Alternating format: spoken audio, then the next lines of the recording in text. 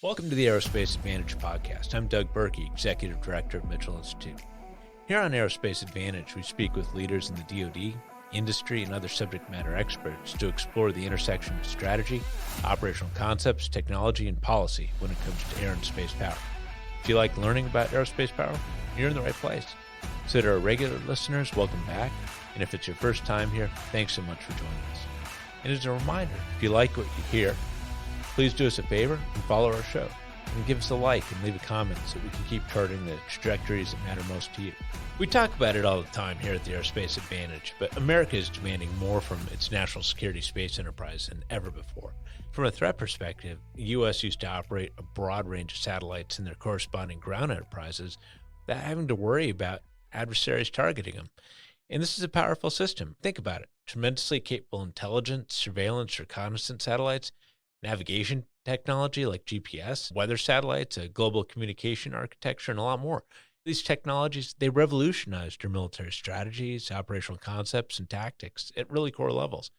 And they also reshaped a lot of the civilian economy. But guess what? Our adversaries took note, and they decided they wanted to develop their own similar capabilities, but they also wanted to hold ours at risk. While at the same time this was occurring, the military services and the security community as a whole, they were demanding radically more powerful space capabilities. Everyone simply wanted more from space, and this drove really hard technical challenges, and we needed to deliver solutions. So bottom line, this launched a wave of generational change, and we're still seeing it play out today. Nothing is more visible than the creation of the Space Force and Space Command. It also led to a set of conditions that saw commercial industry enter the national security space enterprise by directly providing solutions in the operational realm. So I'm talking about satellites, ground stations, software, and highly trained personnel that are performing national security space missions in support of the Space Force, Space Command, and other government customers. And this is a huge paradigm shift. So that's the crux of today's episode. We're going to talk about the rise of private actors in the national security space world, why this developed, how they operate, challenges and opportunities involved in this equation, and key considerations you should think about as you track this important trend. With that, I'd like to introduce Tim Ryan of our Mitchell team. As you all know, he's a senior space fellow at our Space Center of Excellence. Doug, as always, it's great to be here. No, I appreciate it, man. We've also got Evan Rogers, who is CEO of True Anomaly, and they're a technology company operating at the intersection of spacecraft, software, and AI to develop solutions for space security and sustainability. And prior to co-founding True Anomaly, Evan served as an officer in the Air Force for nearly a decade. He led teams of space operators, scientists, and engineers to develop and evaluate the operational performance of military systems and tactics designed to protect U.S. and allied assets in orbit. Thanks so much. It's great to be here. I appreciate you being here. And then finally, we've also got Steve Kitay. He's Senior Director of Azure Space at Microsoft. Now, he focuses on providing cloud and space technologies with the partner ecosystem. And I just want to point out here, and most of you already know this, but Steve is an incredibly significant figure in the national security space community. He was a key actor here standing up the Space Force and Space Command from his role in the House Armed Services Committee, and he later served as Deputy Assistant Secretary of Defense for Space Policy at DoD. So Steve, always great to see you. Doug, thank you for the kind words and for having me. It's terrific to be here on your show and alongside my friend and colleague in the space industry, Evan Rogers. So Tim, let's kick it off with you. I want to cut to the chase of why we're looking at this issue, and it's all about the threat and delivering necessary mission effects. Chief of Space Operations, General Saltzman, he's outlined a operational concept called competitive endurance, and it comes down to keeping the United States ahead of our adversaries. And we want to ensure that they're never tempted to try and strike first in space. This is core to basic deterrence theory. So could you help flesh out this concept? What are the fundamentals underpinning it, and what does success look like? Yeah, no, I appreciate that, Doug.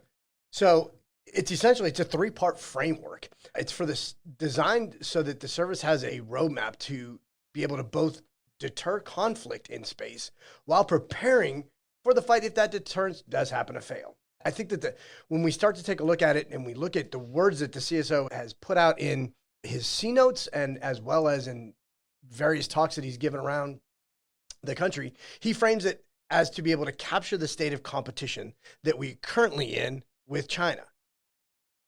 That aligns, if you take a look at our national strategies, it aligns very well with the focus on we're in a great power competition. Now, what he wants in this competitive endurance is let's stay in that competitive realm versus being able to go from a competitive realm into conflict. It's a way to be able to keep a balance, if you will. We want to be able to have constant competition versus conflict. Now, the very reason that the Space Force was established, General Saltzman has said this a couple times, and I love this quote, and I've used it in different things I've written. But he says, quote, "Our service was established to contest and when directed, control the space domain on behalf of the joint force.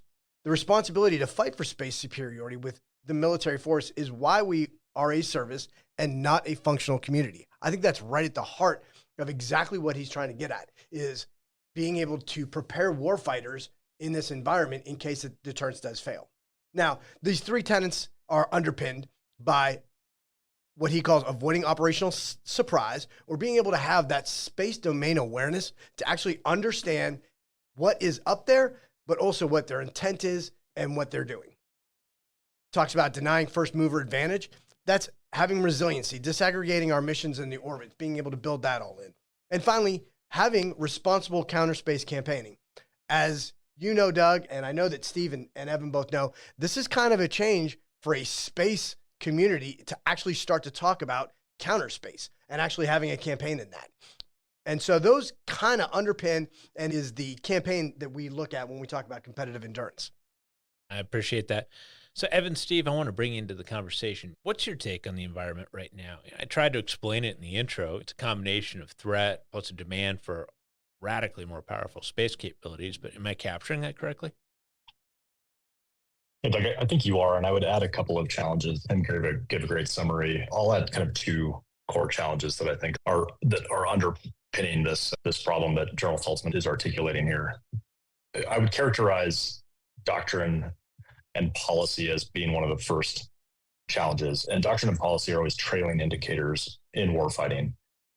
And because they're trailing indicators, this could be one of the most critical challenges of the Space Force's early years. The Space Force has to find a way in peacetime competition and competitive endurance through modeling simulation, and probably with partnership with industry, to speed the learning cycles and mature the conceptual framework through which we look at conflict that extends into space. And I think there's a trusty theorist who's useful here, John Boyd, often misunderstood, that can help us shed some light on the issue. The central intellectual dynamic of the OODA loop that we all know and love is that second O, orientation. The biases and the frameworks through which we view the battle space, if wrong, will trend towards defeat. So how do we create a mature orientation framework at the strategic, operational, and tactical level, instantiate that in doctrine without fighting a conflict that extends into space? And then the second challenge, I think, is the readiness of the defense industrial base, which I think we'll talk a little bit about later on, so I'll just introduce it. It's very difficult for the Department of Defense and the intelligence community to tell industry what to go build, at what scale, at what speed, without an understanding of how we want to fight, win, and deter in the space domain. The closest historical analogy here is probably the buildup in World War II, which was a new age of conflict that we were not ready for. And that ended up opening really what was needed, which was a mobilization effort. And I think what we probably need in the space domain is a mobilization effort of the defense industrial base, but not one that kicks off a broader scale conflict. So those are the two things that I'd add. I'll build upon that. And I'll mention it's so exciting to see General Saltzman and his vision coming through in new concepts like this and really pushing the dialogue. What I'd build upon the comments that Evan and Tim made is pulling it up at that strategic level, and where I lived as a policy official before coming to industry a few years ago, is the fundamental fact of the matter is space is changing dramatically. We're absolutely at an unprecedented time. And on one hand, you touched on the threat landscape that's changing. But on the other hand, there's tremendous opportunity. And there really hasn't been excitement, I don't believe, in this domain since you go back to the Apollo era and man landing on the moon. And there's really any number of metrics you can pull to make this statement, whether it's the number of satellites being launched, the number of countries that are engaging in space, the investment dollars, the government dollars, or the different industries that are now getting involved in space. So I think when we look at this concept of competitive endurance, it's taking into account the strategic environment that's in. And the strategic environment is one of growing threats, but also tremendous opportunity that presents itself to the Space Force. Now, I really appreciate what you both had to say there. So from a macro level, how does private industry fit into the equation? On one hand, industry has been core to national security space from day one. I think what we're seeing playing out now is different. So what are your thoughts on those dynamics, both from a demand side and then how you're seeing yourselves enter as part of the solution? So this has been an interesting experience for me in that the majority of my career, over 18 years, was on the government side, but now coming into the industry the past few years and seeing life on this side. And as you said, Doug, the industry is absolutely critical to this equation. And that hasn't changed. Really, industry's always been critical to the work that the government is doing because, generally speaking, the government doesn't build the capabilities. They look to the industrial base. Now, what is changing is first the rate of innovation and the innovation and changes that technology is driving this industry is happening so rapidly. And another aspect of that change is really the government previously for space was driving that technology innovation, but it's flipped, and it's flipped now to a lot of the innovations actually happening in the commercial sector. Not all, there's still tremendous innovation on the government side, but the commercial sector is blazing ahead in new ways. And what that does is that leads to a fundamental relook of standard approaches that are done for space acquisitions and development. And what I mean by that is a traditional approach of the government taking an extended period of time, defining requirements, putting out those requirements for bid, having contractors then build those systems is much different because now they can leverage what's happening in the industry, buy it as a service, and focus their resources in really the unique areas that only that they can do. I would just add a couple of points. I would echo what Steve said, which is I think industry has both an opportunity and a responsibility to speed and influence the demand side. But there's a challenge because industry is facing kind of sparse requirements from the government. And that's an okay thing, and it's good for industrial competition. But we're sort of building the airplane conceptually while we fly it. As I said before, a lot of the fundamental precepts that exist in other domains for how we want to fight and what victory looks like and what deterrence looks like, they just don't exist in the space domain. There's a lot of uncertainty about the architecture and the system of systems that need to be built. And so instead, what industry is being asked to do, and I think what is core to what we're trying to accomplish at True Anomaly, is to work from the first principles of deterrence and conflict and say, let's use private capital and let's leverage IRAD and let's take responsibility for technical and conceptual risk reduction and be a good partner for the Space Force and intelligence community and field the solutions that we think are going to be important and do that really side by side and in deep collaboration with the Space Force. And that collaboration has to be not just at the program office level, but crucially with operators, with policymakers, with the intelligence community, to try to get a whole picture and fill out that sparse matrix of requirements into something that looks like a robust ecosystem of capabilities. So, Evan, before starting True Anomaly, you were working space issues in the Air Force, and that was before we had a Space Force. Did you see doctrine and general policy priorities anticipating these challenges? As I said before, Doug, and this is an important question, policy and doctrine are always trailing indicators, and in some ways by design. But to Steve's point, because industry is leading the charge in the fielding and advancement of technology, you see a push instead of a pull. And that is putting a lot of pressure on, I think, policy and doctrine to really play with new ideas, right? And to do that quickly and to do that responsibly so that we don't end up in a situation where technology is completely outpaced in an unrecoverable way the pace of policy development. The nation is contending with this now with artificial intelligence, right? Space technologies, particularly those that are in the family of space protection systems and space domain awareness systems, have implications as significant as artificial intelligence, but probably not as significant as artificial intelligence, but with some pretty heady consequences, I'll say, if sort of policy and doctrine doesn't keep up. And I think, again, just to put a finer point on the doctrine piece, doctrine is the conceptual framework that forces use to orient themselves to the strategic issues and the battle space. So it's very difficult to know, again, what to build until you have the instantiation of joint doctrine in the specifics of space operations and space conflict, the set of standards of procedures, measures of performance, measures of effectiveness, control measures, timelines, engagement timelines, the language that we use to talk about space conflict and coordinate and organize forces on the battlefield so that a lieutenant can look to another lieutenant or an enlisted person and have confidence that they're looking at the battle space the same way. Doctrine does that. Doctrine is that glue. And there's a lot of work to be done in peacetime to make sure that we have that for a conflict.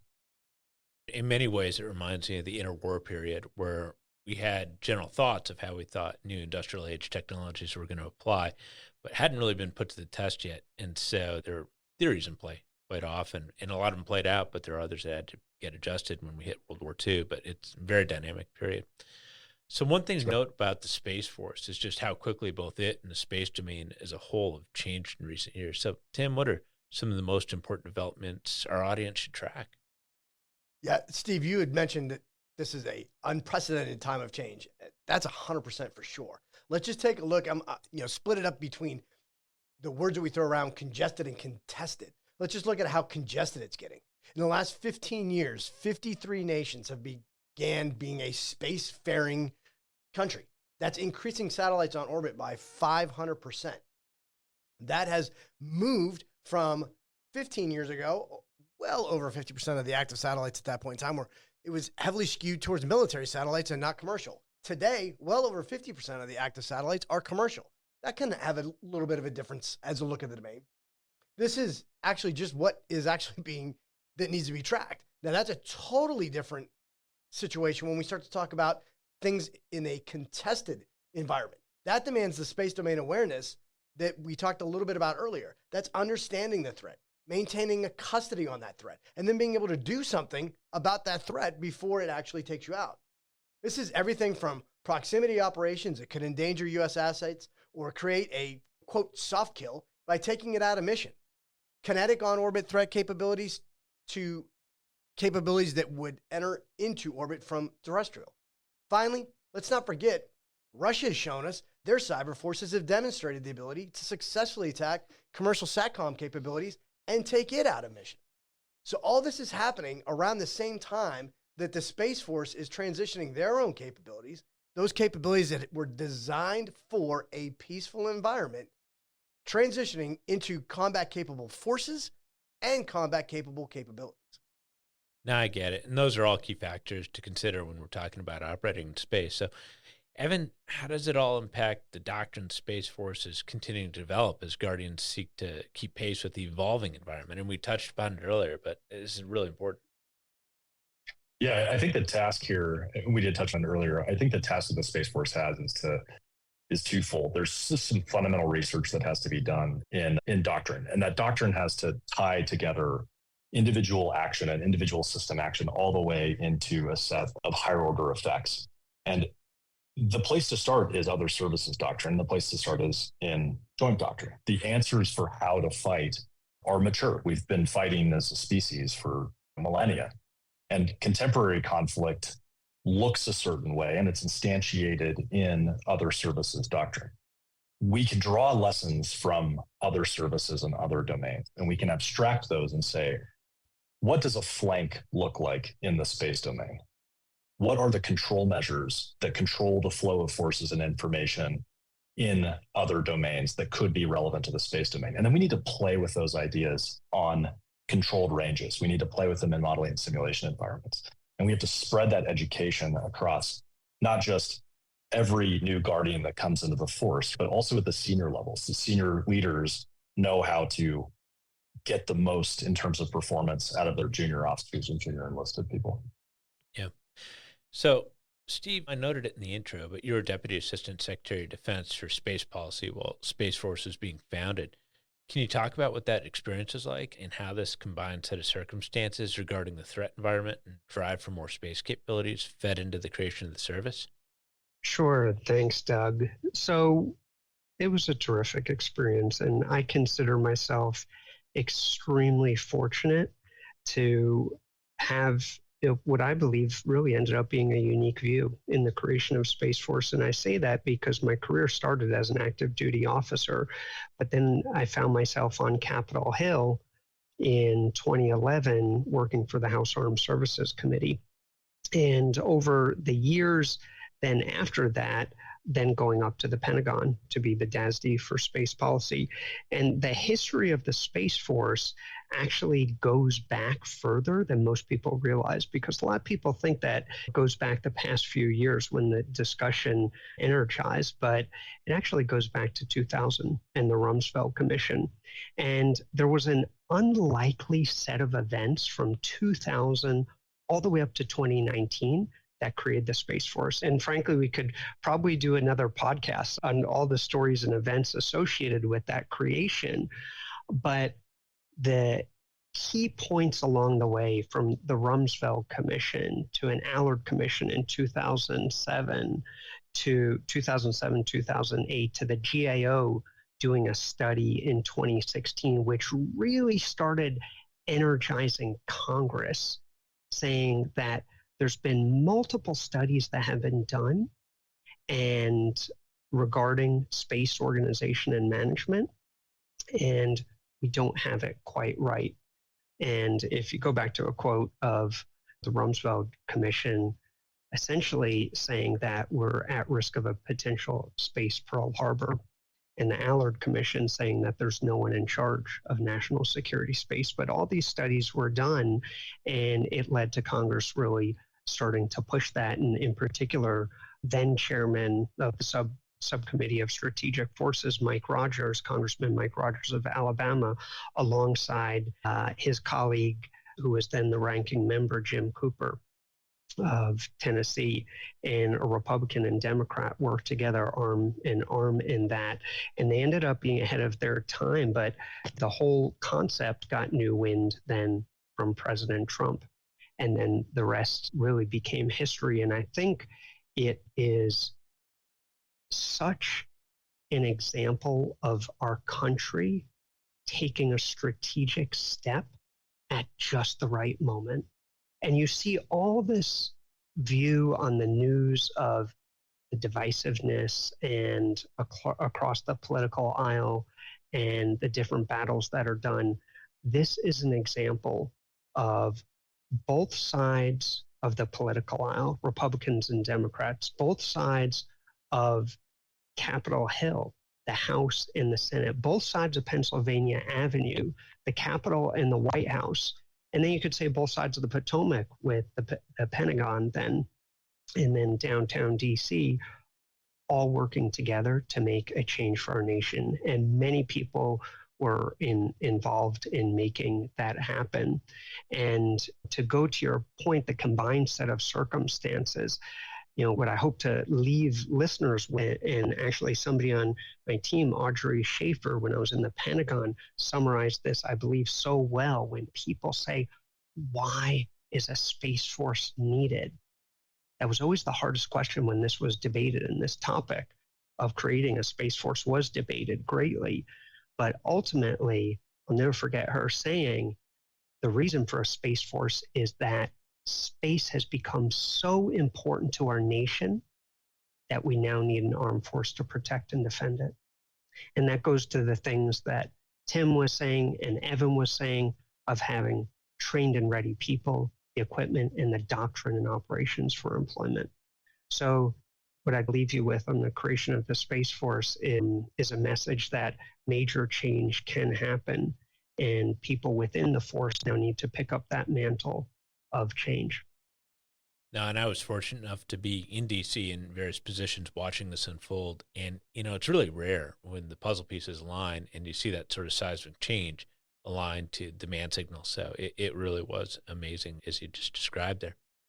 So this one's for all of you. I mean, we're fortunate that the U.S. hasn't had to engage in direct conflict involving space, but case studies emerging when it comes to Ukraine. Zelensky and his forces, they're harnessing a lot of space capabilities, and a lot of them are commercial. So any lessons learned that you're seeing emerge from this experience? What does it mean for the Space Force and Space Command? So this is a really interesting one, and I'm going to speak a bit from a related perspective of space, and I'm going to speak to cyberspace. And when you think about the first shots fired in Ukraine, we all remember those pictures that were coming across as the Russian military poured across the Ukrainian border in February 2022. And this was a combination of troops and tanks and aircraft and cruise missiles, but the first shots were in fact fired the day before. And that was with a cyber weapon, and that was launched against computers in Ukraine. And that reflects the technology of today and the importance. And when you talk about lessons learned, the importance of digital resiliency. And one of the things that happened in Ukraine is they actually had all their data in country, and they recognized the threats that were building up before the conflict actually started, and moved their data out into the cloud to give them that digital resiliency. Now, another aspect of this, when you talk about lessons learned, it goes to having that threat intelligence. And one of the interesting things that I've learned since being out is actually the tremendous amount of intelligence or information or indications and warnings that does reside in the commercial sector. So Microsoft, for example, has trillions of signals that are analyzed every day on the threat surface of cyberspace. And the lesson learned there is working across both with the government and industry, and then of course with coalition partners to make sure that we're on the same page to prepare for these threats. Absolutely. That's great setup on that. I think that when you look at the value that satellite communications in this conflict, that what it's provided, it leaves no doubt how important it is. You have to look at the links to the ground stations, the on-orbit assets. Those are all now high-value targets. So to build upon, Steve, what you just talked about is you take a look at the way that Starlink reacted to attempted attacks by Russia by quickly uploading a new line of code, and suddenly that attack is not effective anymore. Again, when you start to get after that based off of the intelligence, and you can move that even further to the left, that is a key lesson that must be learned, and a model that I think that the Space Force and industry must go after. When you just are talking about jamming and increasing power and getting into that game, when you actually insert a new line of code, you have now taken the adversary's weapon out of the fight and kept yours in mission. And so I think that that's a very important aspect to go after. I think that when you look at the Space Force's movement towards supra coders and having active cyber defense teams, that probably is laying some of the groundwork to be able to get after that as we respond to those threats. Yeah, and I would just add that we touched on a couple of these things, but the conflict in Ukraine really raised awareness among adversaries and the general public alike about really just how integral commercial space assets are to global security and space sustainability. And this increased awareness of the value and the need for commercial assets also comes with a new attack surface and an increased vulnerability. What happens in space directly affects national security operations across other theaters of operations and across other domains. As General Saltzman has noted, in addition to this, there's also sort of an interesting facet of the domain. What's distinctive about it is there's no demarcation of a zone of conflict, right? It's all encompassing, and effects that happen in the space domain are also happening side by side with commercial operations that could be monitoring forest fires or contributing to other humanitarian activities. And this puts a spotlight on the important policy questions that I think we need to contend with as a nation. Like, who's responsible for monitoring and protecting commercial space assets?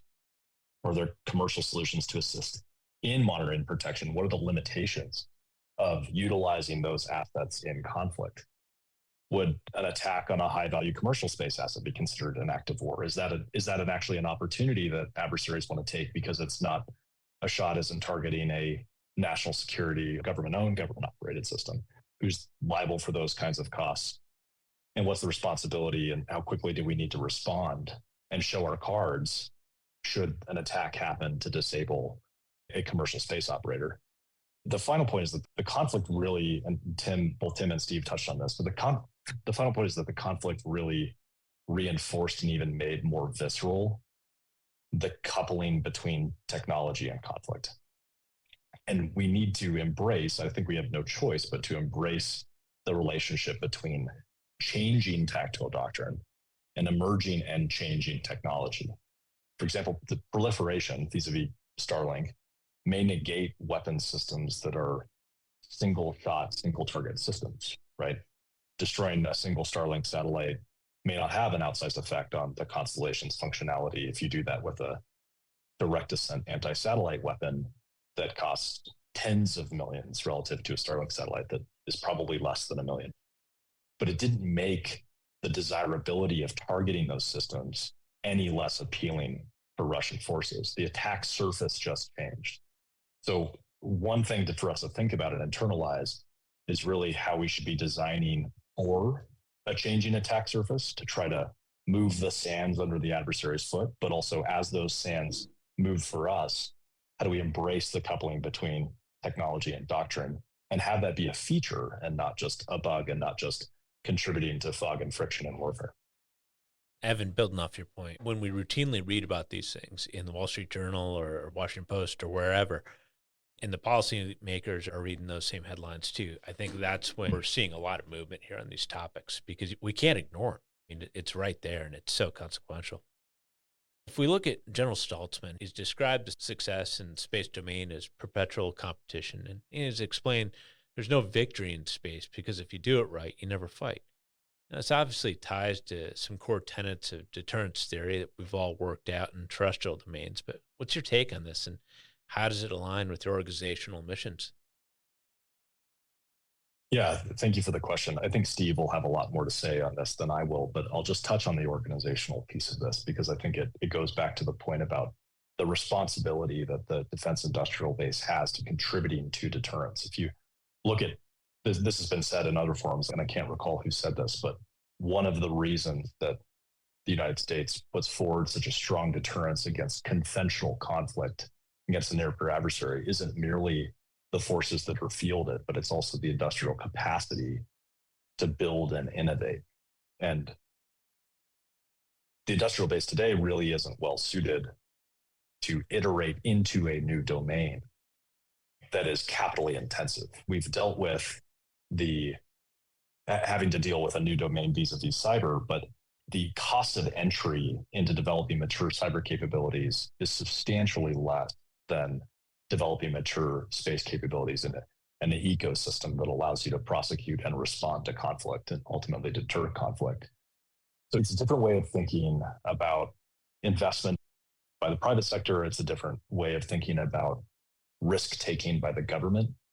The DoD needs to likely partner with industry in new and potentially riskier ways, even though this is anathema to the way that we think about fielding space capabilities. We want certainty, right? But with the rise of less expensive space technologies, it's possible to iterate quickly and to take relatively inexpensive investments, but that will appear to be big at first, but generally that cost curve will decrease over time. And we can talk a little bit more about that later when it comes to, I think, what startups face in this space. So True Anomaly was really designed to be that fast-moving industrial partner and to do its part for the nation to mature a defense industrial capacity to respond to threats and contribute to a deterrence. Doug, you had mentioned General Saltzman's quote of there's no victory in space because if you do this right, you never fight. And it does remind me, and if I put my policy hat back on, it reminds me of a quote that General Hyten used to often say. And he would say that there is no war in space. War is war. And there is an extension into space. It may begin or extend into space, but it's ultimately tied to life here on Earth. And a essentially disagreement between nations that are addressing their political differences, potentially through conflict. Now, the goal is to address those differences through peaceful means. That is always the objective of what you're trying to do. Now, if you're thinking about deterring that conflict, as you said, it is a calculus of cost and benefit. And if I now pivot to now my Microsoft hat, I'm very happy to be at a company that supports the United States government and supports the United States Space Force with the best technologies and supporting those institutions that protect the democracies around the globe and protect global peace and security. And you say, how does this align with our organizational mission? And the mission at Microsoft is to empower every person and organization on the planet to achieve more. And that's how we look at now what we're doing with space. How do we bring space technologies together with cloud computing, together with partner companies like True Anomaly, to then empower customers like the Space Force to achieve even more?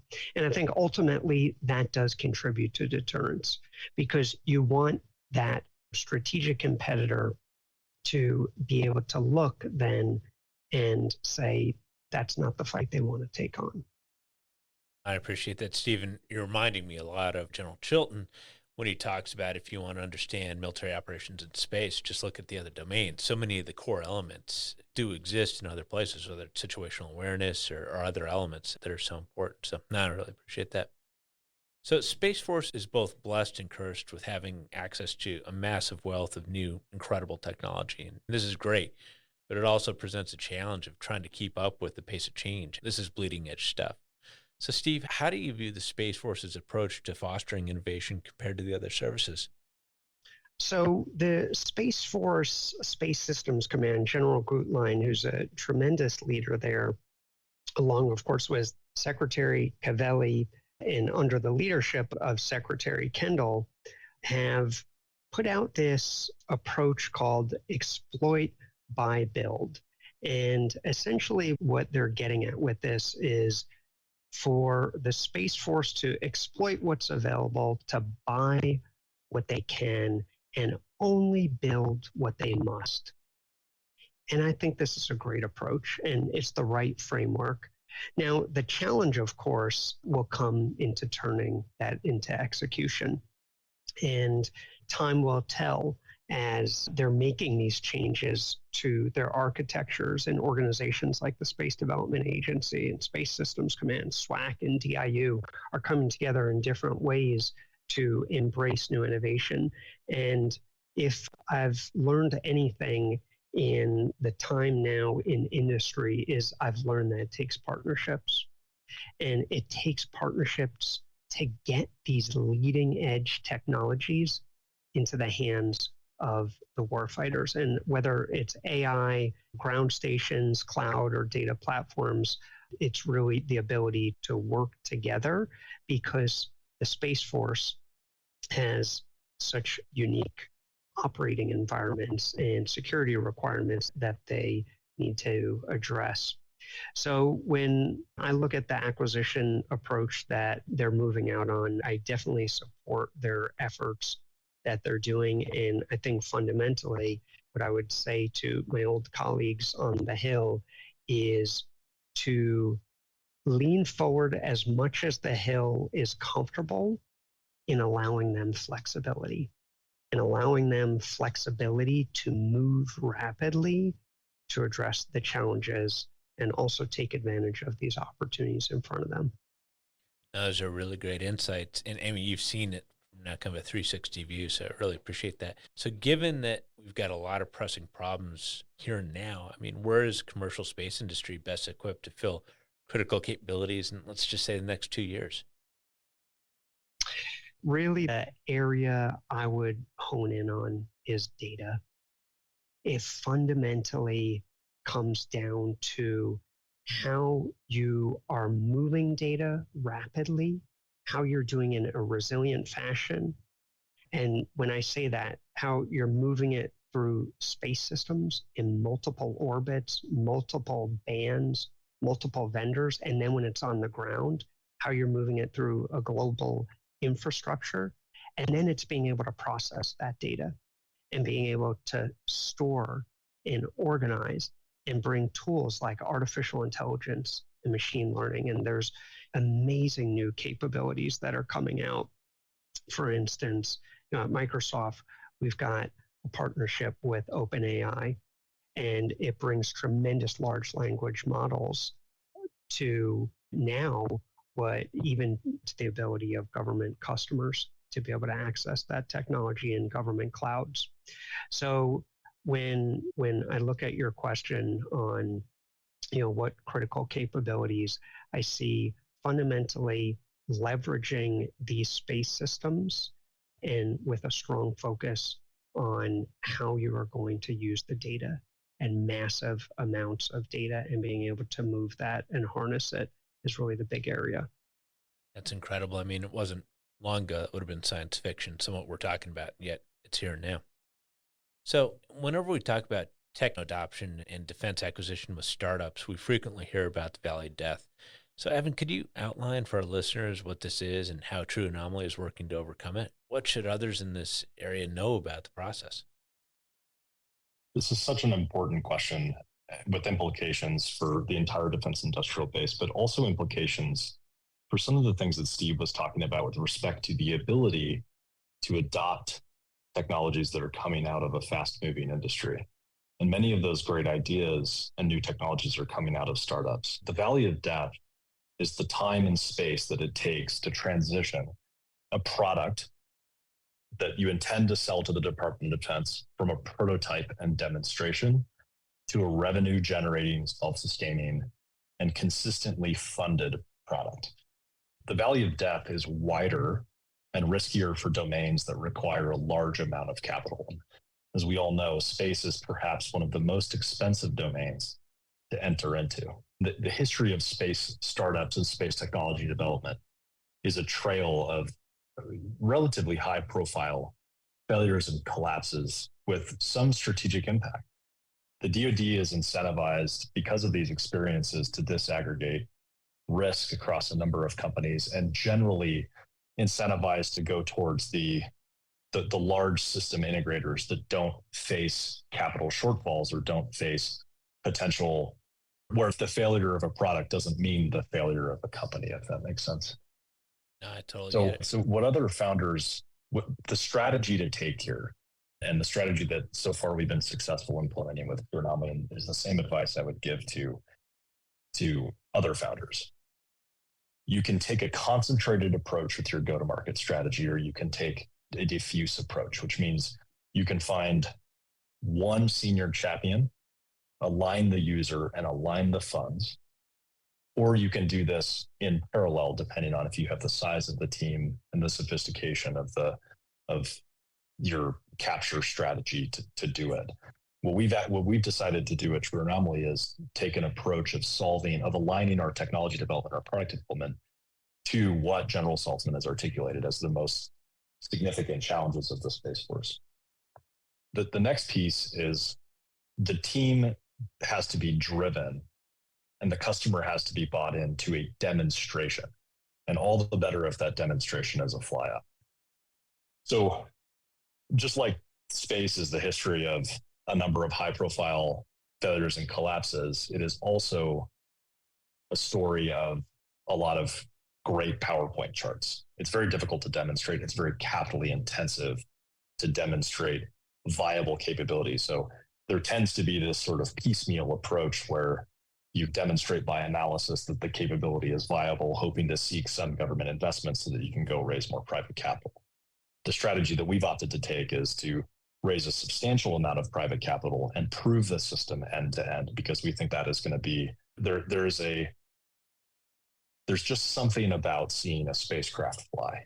There's something about seeing a spacecraft come off the ring and use it and get images off of that satellite that says so much more than a PowerPoint can or a simulation can.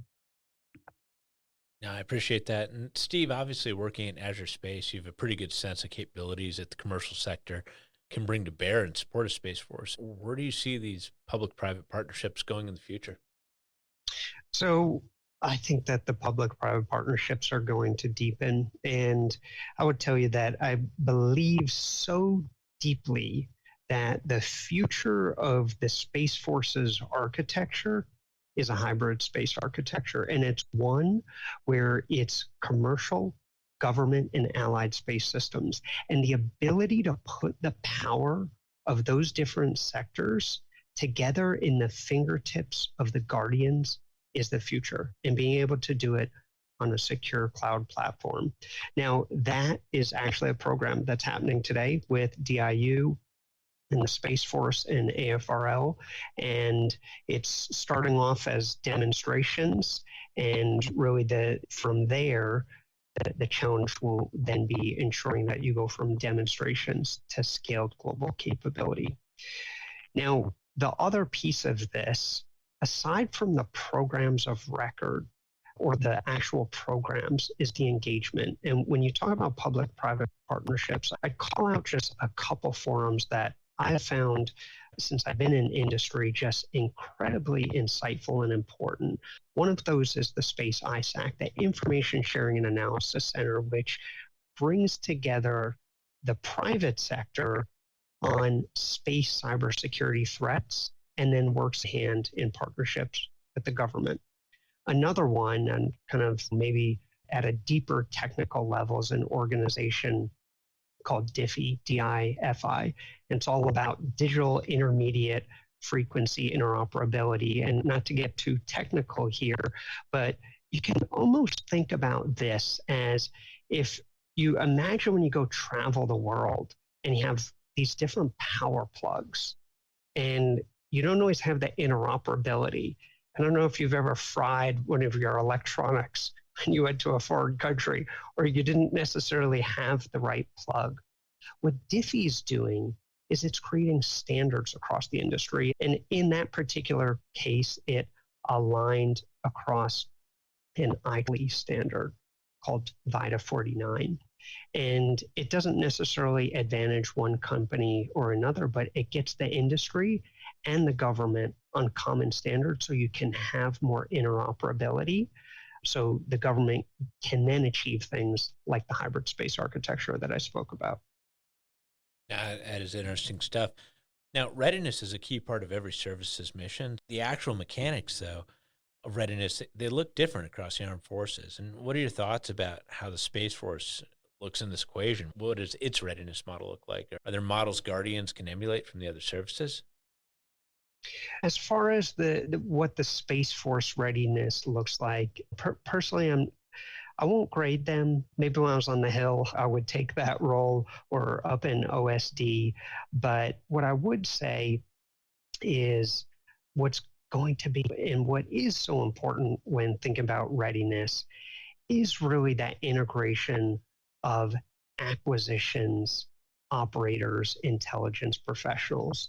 And as the Space Force is building out that culture, and you have these three major commands of STARCOM, SC, and SPOC, the operators, the trainers, the acquirers, working and integrating across each one of them. And one of them is not necessarily, I would say, in charge. It's just the operators in charge, at least the way I've thought about this. It's how they're all working together, because they all have unique roles to solve the mission requirements. And readiness is coming together for that. And why this is so important is because of where this conversation started at the beginning. And I believe it was Tim who really mentioned this about, and Evan built upon it, is this is a fundamental transformation from space as a support function to space as a warfighting domain in and of its own right. And the only way to make that transition is for all of these elements to work together and then have the readiness that's needed.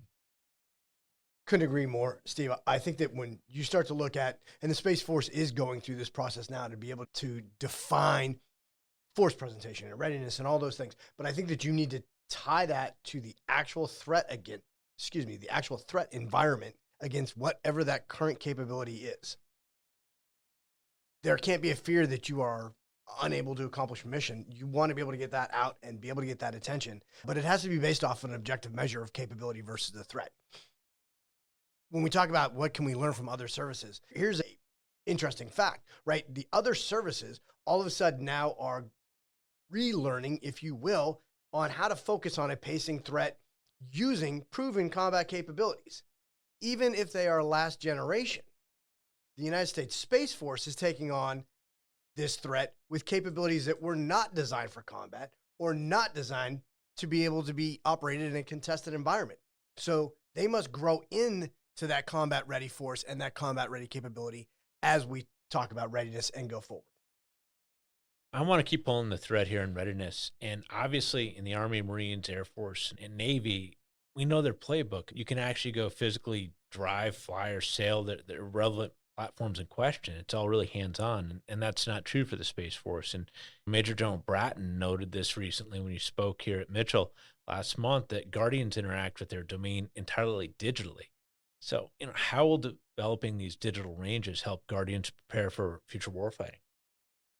I think it's an important point, and the Guardians are operating virtually. They're interacting with machines, and they need the tools to support them. These machines are moving at thousands of miles per hour. And by machines, I'm saying satellites in space. So they need the tools like artificial intelligence, mixed reality, digital twins, being able to process this large amount of data and then make sense of it. So I think as we look to digital ranges of the future, having these technologies and then frankly bringing that together with capabilities on orbit like True Anomaly is building out will be an important part of the future. Yeah, as you pointed out, Doug, the focal point of test and training is the range. And the range, by the way, is not just a place where you fly systems around and you learn lessons about the performance envelope of those capabilities and you push those systems to the limit.